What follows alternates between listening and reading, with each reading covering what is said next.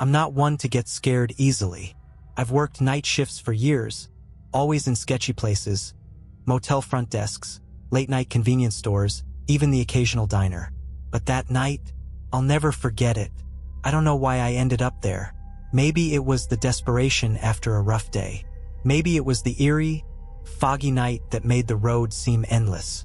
But there I was, driving down a stretch of highway with nothing but the hum of my tires and the dim glow of my headlights cutting through the mist. That's when I saw it. An old diner, glowing faintly through the fog. The neon sign flickered, casting shadows that seemed to stretch unnaturally long. The place looked like it hadn't been touched in decades. I should have kept driving, but I was starving and honestly, I was exhausted. So I pulled in. The diner's name was Maggie's Rest, but it didn't feel like a place for rest. Not at all. As I walked in, the bell above the door gave a quiet, mournful chime. The air was thick with the smell of grease and old coffee, and the low murmur of a jukebox playing an old country tune was the only sound. It was almost 2 a.m., but the place was almost full. Mostly older people, gray-haired men and women, hunched over their plates. A few seemed to be nodding off, their half-eaten meals sitting untouched. I walked up to the counter, trying to shake the strange feeling in my gut. The waitress, a woman in her late 40s, maybe early 50s, barely looked up from the menu in front of her. She had that look, exhausted, like she had seen too much. "Can I help you?" Her voice was flat, like she didn't care either way. "Yeah, just a coffee and whatever you recommend for breakfast," I said, trying to sound casual. She didn't say anything, just grabbed a mug, poured me coffee, and placed it in front of me. No smile, no welcome. I should have taken it as a warning sign, but I didn't. I took a sip, and that's when I noticed something.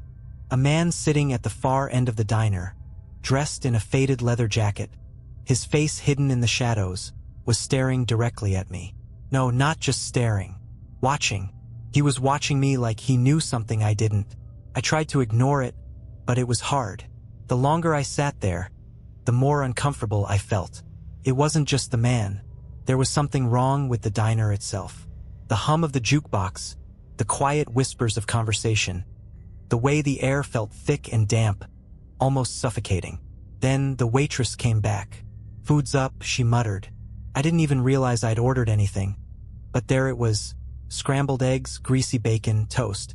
The usual. But it didn't smell like the diner's usual food. It had this unnatural, metallic scent to it. I picked up my fork, but before I could take a bite, the man in the leather jacket stood up. His movements were slow, almost deliberate. He walked across the diner, and as he passed me, he paused just long enough to lean in close. "Don't eat it," he whispered, his breath cold against my ear. "Leave now, before it's too late." I froze. My mind raced. Was this guy just messing with me? Maybe he was drunk. But the look in his eyes, it was something else. It was like he knew what was coming. I wanted to leave, really, I did. But when I looked up at the door, I saw something that made my stomach drop. The fog outside had thickened, and the diner's exit had vanished. The door, which had been wide open when I came in, was now completely sealed. The windows, too, like something was holding us all inside. I turned to the waitress, my heart racing. "What the hell's going on?" She didn't answer at first. Instead, she reached under the counter and pulled out a small, rusted key. Then, she looked me dead in the eye, her face pale. "You should have listened to him," she said, almost whispering. "Now you're stuck, just like the rest of us." I could hear the man's voice again. "You think you're the first one to stop here? You think this is just some diner on a back road?" He took a step closer, his voice getting lower, more menacing. "Maggie's Rest is a stop for people who don't get to leave. You're trapped, just like the others." My pulse raced as I stood up, backing away from the counter. What the hell was happening? I felt my heart pounding in my chest, but the door wouldn't budge. No one else in the diner seemed to be reacting. They just stared, blank-faced, eating their food like nothing was wrong. I turned to the man, my throat tight with fear. "What do you mean? What do you want from me?" He smiled. "You really think you're going to leave?" He pointed at the clock on the wall. The hands had stopped moving. Time itself seemed to be frozen here. You're not going anywhere. None of us are. And then it hit me hard. The man, the waitress, all of them, they were all the same. Trapped, stuck in time in this godforsaken diner. Just waiting for the next person to stumble in so they could add them to the collection. The man's voice echoed in my mind. You'll stay with us. Forever. I could feel the weight of the air pressing down on me, the terror creeping into my bones. There was no way out. Not this time. To this day, I can't explain what happened. I never saw anyone else leave the diner, and I certainly don't remember how I did. But the memory of those cold eyes, of the waitress's hollow stare, haunts me. If you ever find yourself on a foggy road late at night, and you see a diner just like Maggie's Rest, don't stop. Because some places, some diners don't let people leave. I've been trying to forget about that night, trying to move on. But I can't. I can't shake the feeling of those cold eyes on me.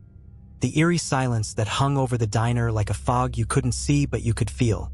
When I finally stumbled out, dazed and sweating, I was sure I had imagined it all. Maybe I was just too tired, too hungry, too stressed out from work to think straight. Maybe the fog had messed with my head. But that thought didn't last long. Not when I saw the clock. It was just a few hours after I left Maggie's Rest. I had driven a few miles down the road, but something kept tugging at me, something unsettling gnawing at my insides. I pulled over to the side of the highway, looking out at the pitch-black night, my hands gripping the steering wheel. I glanced at the clock on my dashboard, expecting it to be around 3 a.m., but that's not what I saw.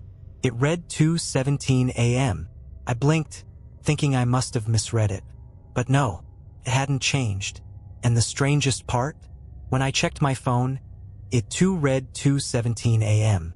I shook my head, trying to clear the haze in my mind. Had I been gone longer than I thought? But I remembered clearly getting in my car at Maggie's Rest, leaving the diner. There was no way I had been driving for more than 15 minutes, yet here I was, stuck in some sort of time loop. I started my car and drove again, faster this time, trying to get out of this damn fog. The whole thing felt unreal. I kept my eyes on the road, the trees blurring past. But when I looked at the clock again, it hadn't changed. Still 2:17 a.m. The panic hit me like a slap in the face. My heart started to race again. I pulled over, grabbed my phone, and checked the time again. Still the same. That's when I saw something, or rather someone. In the reflection of my rearview mirror, a figure was standing behind my car. At first, I thought it was just another person stuck in the mist, someone walking along the side of the road. But then it hit me, the diner had been miles behind me. This figure shouldn't have been here. It wasn't moving, just standing there, staring. The hair on my neck stood up. I could feel my breath catch in my throat. My hands were shaking. The figure, dressed in tattered clothes, was tall, way too tall, and the face? Blank. No features. Just a smooth, featureless mask. It was like looking at a mannequin someone had left in the middle of nowhere. I slammed my foot on the gas, speeding off down the highway, not caring about anything except getting away. But the figure stayed with me in the mirror, always behind me no matter how fast I drove. And that's when the whispers started. They were faint at first, like a low murmur in the back of my mind, but they grew louder, insistent. I couldn't understand the words at first, but then I realized they were saying one thing over and over again. You're still there. You're still with us. I slammed the radio on, turning the volume up as loud as it could go, trying to drown out the sound. But it didn't help. The whispers persisted, louder and louder, until it felt like the air itself was full of voices. And then the car stopped. Just stopped. The engine cut out, the headlights flickered, and I was plunged into darkness. The road was gone, replaced by an endless void of fog. I looked around, terrified. The figure in my rearview mirror was still there, now standing directly behind me, closer than it had been before. But when I turned to look out the windshield, the highway had disappeared. There was no road, no sign of civilization. Only thick, choking mist. I turned the key in the ignition. Nothing. The whispers now felt like they were coming from inside the car, from the very air I was breathing. The cold chill washed over me again, more intense than before, as if the temperature had dropped 30 degrees in an instant. I tried the ignition again. This time, the engine roared to life, and the headlights blinked on. But when I looked out the window, there it was. Maggie's Rest. Couldn't believe it. The same diner, the same glowing neon sign, flickering in the mist. But it wasn't just the diner that made my blood run cold. It was the faces inside. They were all staring at me. The same people from before, sitting in their booths, motionless, their eyes locked on mine. No one blinked. No one moved. I didn't know what to do. I had no choice. I had to get out. I had to get away from those eyes, those people. I grabbed the door handle, but it wouldn't open. Panic surged again. I pulled harder, my heart slamming in my chest, but the door was locked. I looked back at the diner. The man in the leather jacket was standing at the window now, watching me with that same knowing smile. The same smile he had given me inside. Suddenly, the bell rang. The door opened, just a crack, but no one came out. No one stepped forward. A voice, low and drawn, echoed from the other side of the door. "You'll stay with us now. Forever." I didn't think. Couldn't. I pulled the door open and bolted out of the car, running as fast as my legs could carry me. The fog was thick, suffocating, and the whispers followed me, like they were chasing me down. I ran straight into the trees, feeling branches scrape at my skin, until I stumbled out onto the road again. My heart was pounding in my chest. I don't know how I made it, but when I looked back, the diner was gone. Just gone, like it had never been there at all. I looked at my phone one last time, praying to see something, anything, that would tell me I was sane. But the time read 2:17 a.m.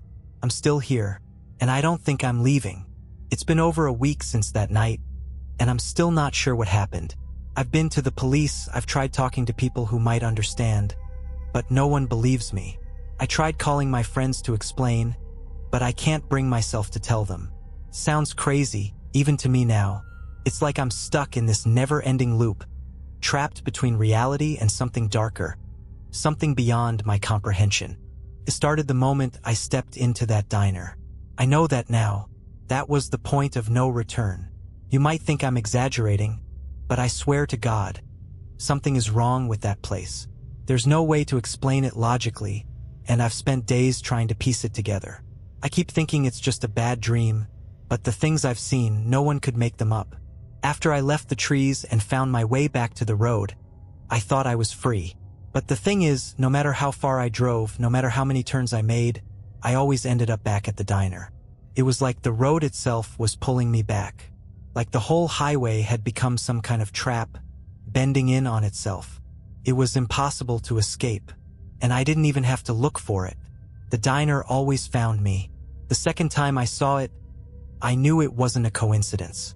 I was barely able to keep my eyes open when I pulled over to the side of the road. The fatigue was overwhelming. My whole body was shaking, and I could feel myself slipping into a kind of daze. The fog was back, thicker than ever. My head was pounding. I needed rest. That's when I saw the sign. Maggie's Rest. It was like the fog had swallowed up all the light, except for that damn diner, glowing bright as day in the distance. It was impossible to ignore. I pulled in without even thinking, feeling like I was being controlled by some unseen force. I parked my car and stepped out into the damp, chill air.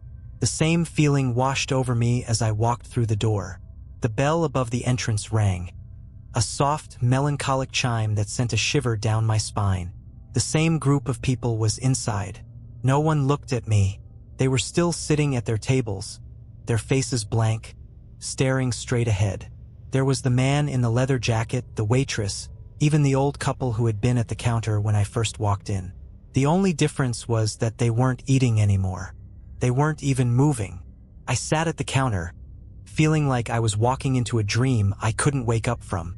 "Coffee?" the waitress asked, her voice as emotionless as it had been before. I nodded, too exhausted to speak. She placed the mug in front of me, and I took a sip without hesitation. It was the same, bitter, metallic, and cold. I didn't understand it. How was it even possible? How could I be here again? I tried to focus, to make sense of what was happening, but I couldn't. The more I looked around, the more the walls of the diner seemed to close in on me. The same low murmur of conversation filled the air, and the jukebox played that same country tune, repeating over and over again. The same song. I couldn't get away from it. I didn't even notice at first, but there was someone standing at the far end of the diner, watching me. I didn't want to look. I knew what it was. The man in the leather jacket. The one who had warned me before. This time, though, he wasn't just staring. He was smiling, his mouth stretched wide, and for the first time, I saw the horror that lay behind his face. His teeth were jagged, yellowed, and unnaturally long, like a predator's. The skin around his lips was stretched tight, almost too tight, and his eyes, they were hollow, black pits, voids that seemed to pull in the light around them. And then he spoke. "You're not leaving, kid?" he said, his voice low and gravelly. "None of us leave. We're all stuck here just waiting for more souls to wander in." I stood up, my heart racing in my chest. The whispers, that low hum, started again, echoing around the diner, growing louder. "You're just like the rest of us now," the man continued, his voice cold and mocking. "Once you've been here, you belong. It's the price you pay.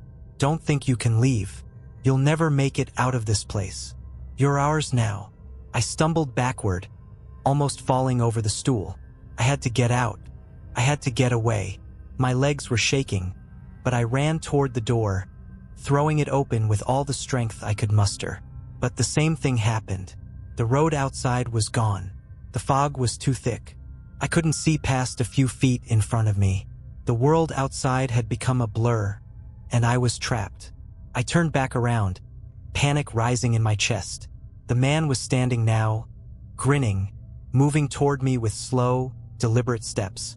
"You can't leave." The door slammed shut behind me, locking itself in place. The other diners hadn't moved, but I could feel their eyes on me, their hollow stares following my every movement. I was surrounded, and I knew deep down they weren't just waiting for me to leave. They were waiting for me to break. The waitress appeared in front of me. I could see her eyes now, dead, lifeless. She was no longer human. "I told you," she whispered, her voice soft but chilling. "You're one of us now. I don't know what they want, what they're waiting for. But one thing is clear. I'm never leaving Maggie's Rest. None of us ever do. You want to know the worst part? I'm not even sure anymore if I'm the same person who walked in that night. And I know if you ever find yourself on that road, that highway that leads you to Maggie's Rest, you won't be either. Just don't go. Because if you do, you might never get out." I tried to leave again. You're probably thinking, why didn't you just get in your car and drive off? That's what I thought too. But that's the thing about Maggie's Rest. It doesn't let you leave. You can't just turn around, drive out, and go home like nothing happened. It doesn't work that way. You'd think the fog would lift, the diner would fade from view, and everything would go back to normal. But no, every time I tried to escape, I ended up right back there. The third time I drove away, I kept my eyes on the road, hoping the diner was just some twisted hallucination. But it wasn't. It was real. It's always real. I don't even know how I ended up back on the same road again. It's like the landscape itself shifts when you're near Maggie's Rest, pulling you back like a magnet. And the worst part is, it wasn't just the diner this time. No, this time I saw the others. The people who are stuck here too. I was halfway down the road, my hands trembling on the wheel, when I saw them in my rearview mirror. At first, I thought it was just the fog playing tricks on me. But then, I saw the figures standing there in the mist. There were at least 5 of them, shadows that moved like people but weren't quite right. Their limbs were too long, too twisted. Their bodies hunched at unnatural angles, like they were contorted, trying to break free of their own skin. I could barely see their faces, just flashes of pale, sickly skin and wide, empty eyes. They were following me. I could hear their footsteps in my head, even though I couldn't hear anything outside the car. It was like they were walking beside me, just out of sight, never getting closer but never falling behind either. I tried to ignore it to keep driving, but every time I looked in the mirror, they were still there. That's when I saw it. The sign. The same glowing neon sign that I had cursed only hours ago. Maggie's Rest. I slammed my foot on the gas. I knew what was coming. I could feel it in my bones. But it didn't matter. The road stretched on endlessly, a never-ending loop. No matter how far I drove, no matter how fast I pushed the pedal to the floor, I was always headed back toward that diner. It didn't matter what I did. I couldn't outrun them, and I couldn't outrun the hunger. I pulled into the diner, my heart pounding in my chest. My mind was spinning, my breath shallow, but I couldn't help it. I couldn't escape. When I got out of the car, I heard something that made my blood freeze. A low growl. I turned around slowly. Standing at the edge of the parking lot were the figures I had seen in the mirror. They were closer now, their grotesque forms moving with a predatory slowness, like they were savoring every step. I don't know how I knew it, but I could feel it deep inside me. They were starving. And they weren't the only ones. As I walked back to the diner, the door opened on its own, the bell ringing softly above me. The familiar scent of stale coffee and grease filled my nose. I barely looked up as I stepped inside, but I could feel the eyes on me. I could feel them all watching. The man in the leather jacket was sitting at his usual spot. His grin was wider now, his eyes blacker than ever, and when he saw me, he made a small, satisfied noise. He didn't even need to speak for me to understand. He wasn't the one who was hungry anymore. They all were. I sat at the counter again, still in shock, trying to process what was happening. The waitress slid a plate in front of me without a word. Scrambled eggs, bacon, toast. Same as before. Same as the first time I came here. But it didn't smell like food. It smelled like death. I didn't touch it. Couldn't. Instead, I turned to the man in the leather jacket. He was watching me, his grin still there, but his eyes were focused on something else now. I glanced behind me and saw the others, them, standing by the windows at the far booths. They weren't looking at me anymore. They were looking at the food. They were watching the plate in front of me with an intensity one couldn't even describe. Their eyes were almost glowing in the dim light, burning with hunger. And then, as if on cue, one of them started moving. A woman at the back booth, her hair wild and unkempt, stood up. Her body lurched forward like she was too weak to support her own weight, but there was a desperation in her every movement. Her eyes never left the plate in front of me. She was starving, and I was the one with the food. I couldn't take it anymore. I pushed the plate away from me, my heart pounding in my chest, but it wasn't enough. The moment I moved it, they all came forward, at the same time, like they had been waiting for this moment. The man in the leather jacket gave a low laugh, his voice scraping at my mind. "You don't get it, do you? You're not just stuck here, kid. You're the new meal." Before I could react, the woman lunged at me. I scrambled back, knocking over my chair, but it was no use. I could see the others, more of them, moving toward me, their hands reaching out with bony fingers. The worst part was the smell, the rotting, fetid stench of decay that came off them in waves. They were hungry, but not for food. They were hungry for me. I don't know how I managed to break free. I ran out of the diner, my legs shaking, the screams of the others ringing in my ears. But when I stepped outside, I saw them again. The figures from the road, the twisted, starving ones. They were closer now, surrounding the diner. I could hear them whispering in a language I didn't understand, but I knew one thing for sure. They weren't going to stop. Not until they got what they wanted. And that's when I realized something I hadn't seen before. Maggie's Rest doesn't just trap you in time. It traps you in hunger. It makes you a part of it, and it feeds off your soul. You can't leave, and you'll never be free. If you ever drive down a foggy, forgotten road late at night, and you see a diner with a sign that flickers, just keep driving. Because if you stop, if you go in, there's no coming back. And worse, there's always someone hungrier than you. Always. It's been almost a month since that night at Maggie's Rest, and I'm not sure how to explain what's happening to me. I can feel it in my bones, deep inside my chest. a gnawing hunger that's not quite physical but feels just as raw. I've tried to ignore it, to pretend like it's just another symptom of stress, but it's not. It's the diner. I think it's changing me. Every time I close my eyes, I see their faces, the others, the ones who are stuck here with me. The man in the leather jacket, the hollow-eyed waitress, the twisted, starving figures that move with that terrible, unnatural hunger. When I finally managed to escape that night, barely, I thought I was free. I even made it back home. But it was a mistake. It wasn't a relief. Not really. I haven't been able to sleep properly since. Every time I close my eyes, I'm there again, standing in the fog outside Maggie's Rest, hearing the sound of their breath, feeling their hunger. It never leaves me, and it's getting worse. 2 nights ago, I thought I'd snapped. I woke up in a cold sweat, feeling like I was choking on something. My throat was dry, my skin crawling. I grabbed a glass of water, but it didn't help. The hunger, no, the need was still there, clawing at me. I stood by the window, staring out at the street, trying to calm myself down. I swear I saw something. A figure standing by the edge of my yard, hidden by the trees. I rubbed my eyes, thinking I was seeing things. But when I looked again, it was there. The man in the leather jacket.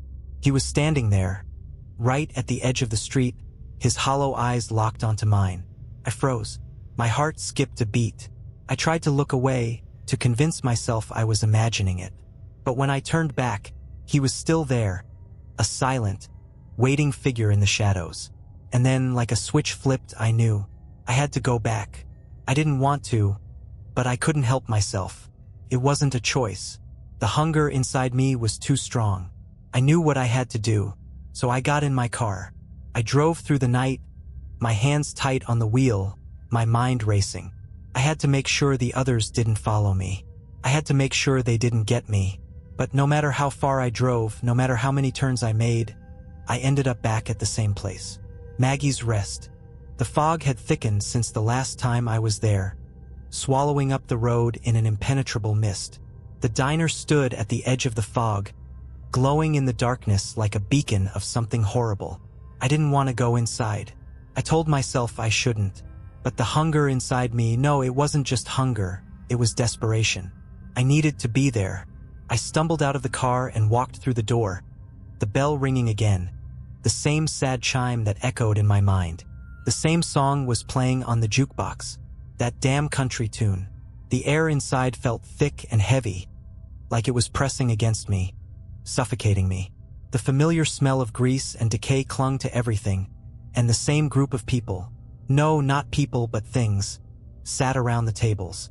Their eyes were on me, like they were waiting.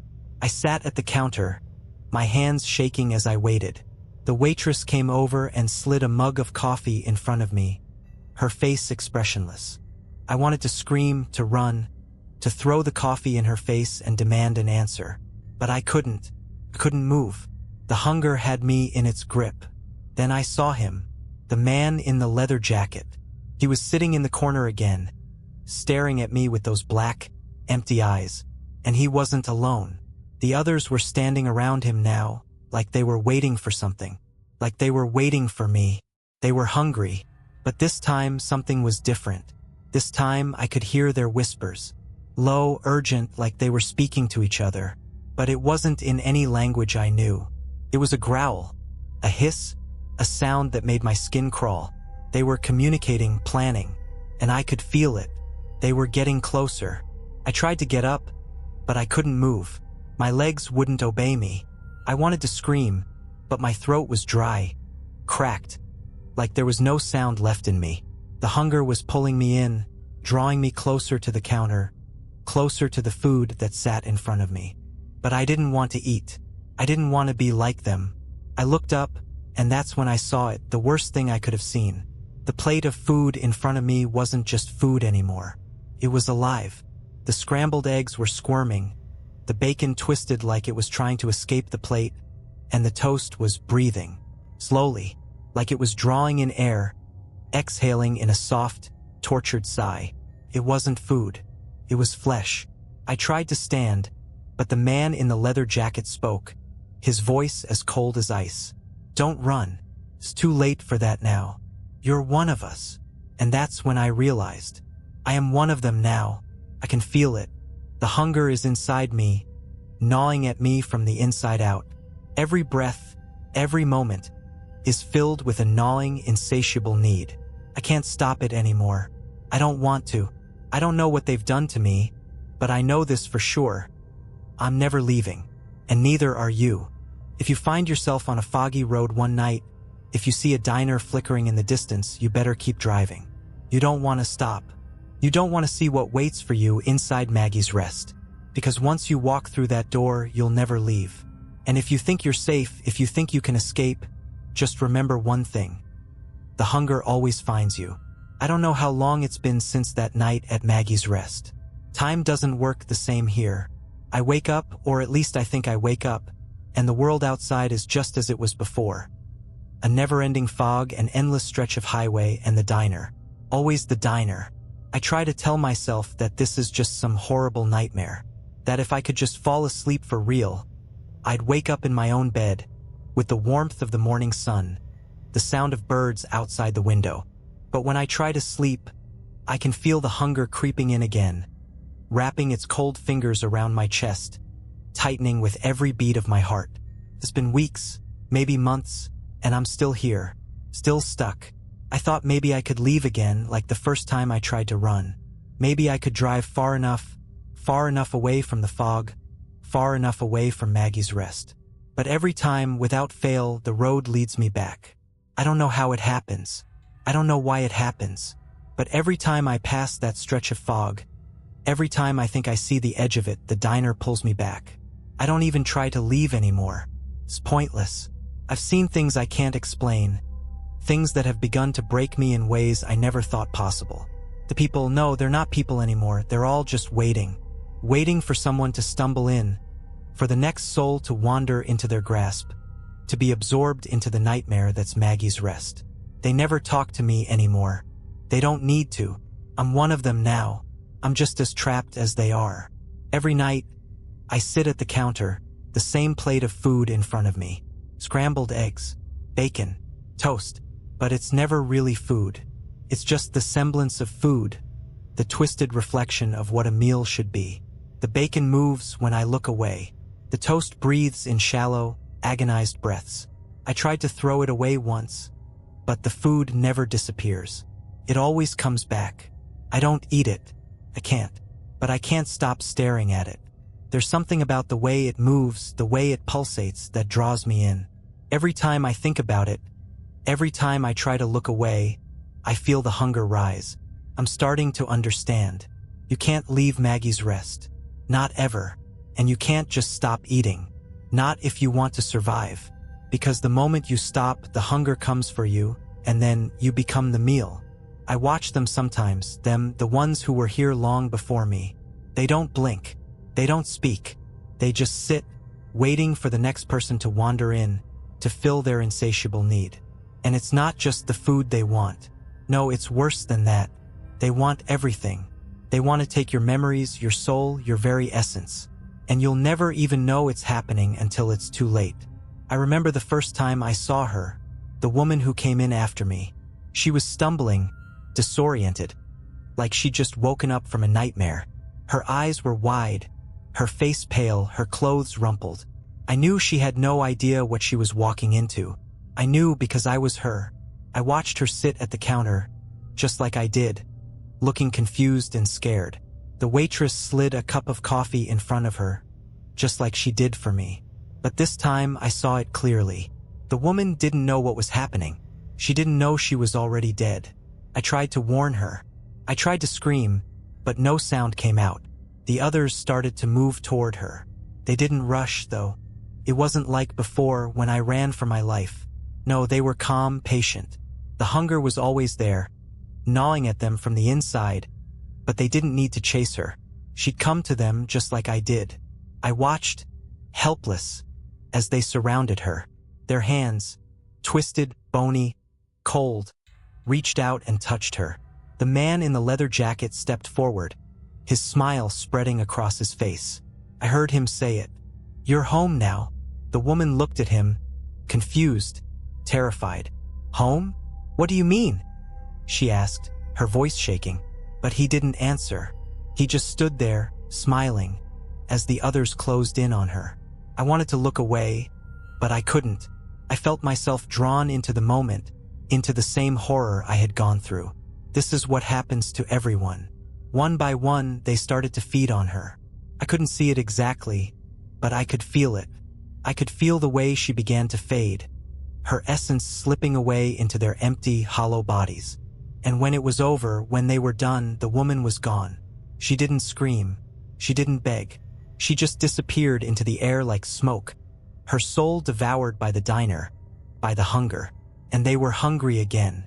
I wanted to scream, but I couldn't. It was happening to me too. I don't know how long I've been here now, trapped in this nightmare. I don't know if time even matters anymore. But I've seen enough to understand the truth. Once you walk into Maggie's Rest, there's no escape. You're not just trapped in a time loop or stuck in some endless fog. You're feeding the hunger, and the hunger never stops. It just waits. It waits for you to give in, for you to become like them. And when you do, when you finally let yourself take that bite, that one bite that breaks you, you'll understand. You'll understand why the diner never lets anyone leave. You'll understand why there's always another soul waiting to walk in. Because this is what it does. It feasts. I don't know if anyone else will ever get the chance to leave. I don't know if it's possible to break free. But if you ever find yourself on a foggy, forgotten road, and you see a diner with a sign that flickers in the mist, don't stop. Because once you walk in, there's no coming back. You'll become a part of the feast. And the hunger will never, ever be satisfied. I thought I could fight it. I really did. I thought that if I kept my distance, kept my mind sharp, I could resist the pull of Maggie's Rest. But that's the thing about hunger, it doesn't care. It doesn't wait for you to get strong enough. It doesn't wait for you to figure out a plan. It just waits until you're weak enough to give in. I've been here too long now, longer than I care to admit.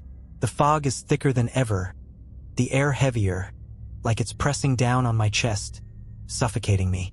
The diner never changes. The same flickering sign, the same half-eaten meals, the same endless loop of faces that look at me with hollow eyes, waiting. They're always waiting. But now I understand them. I understand what they're feeling because it's what I feel now too. Hunger, desperation.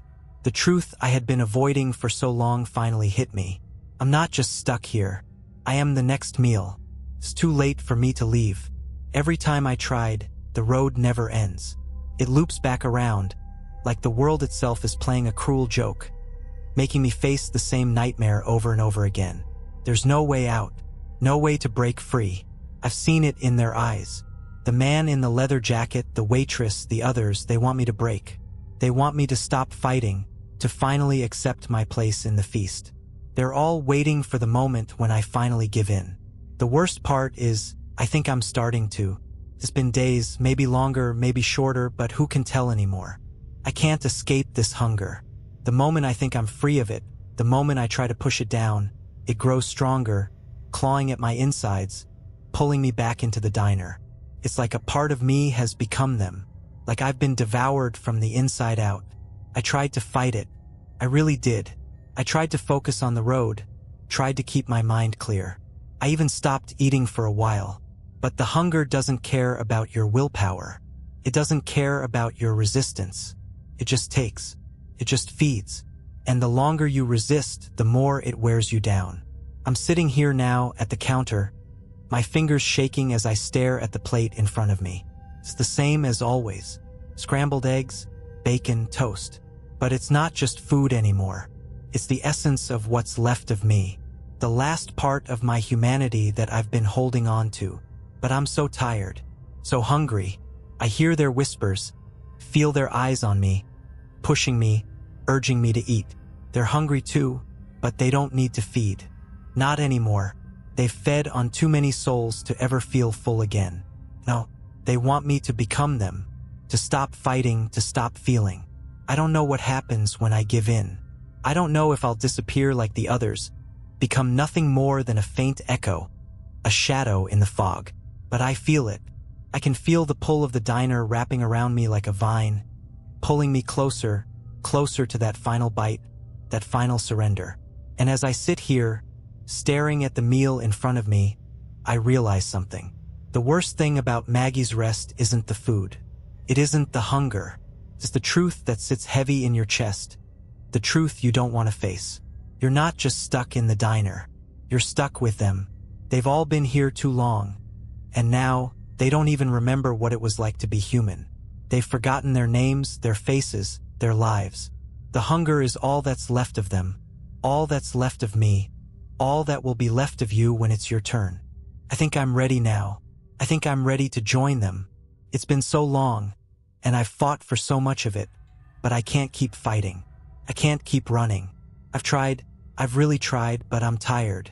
And the hunger is so much stronger than I am. I've reached for the plate. It feels cold under my fingertips. I can almost hear it calling to me, the soft whisper of its hunger, as though it's waiting for me to take that first bite, that final step into whatever comes next. And just as I'm about to take the food, just as I'm about to give in completely, I hear his voice again. The man in the leather jacket. His words are soft, but they cut through the thick fog in my mind. "You're here now," he says, his smile never fading. "Forever." And I know it's true. I know I'm not leaving. Not ever. I take the bite. And that's when I realize, I've been waiting for this moment my whole life. I've been waiting to become one with them, to join the endless feast, the eternal hunger. I'm not afraid anymore. I am home. I am Maggie's Rest. And now, so are you. If you ever find yourself on a foggy road, if you ever see that flickering neon sign in the distance, don't stop. Because the moment you do, the moment you walk in, you'll understand. And you'll become part of the feast. Forever.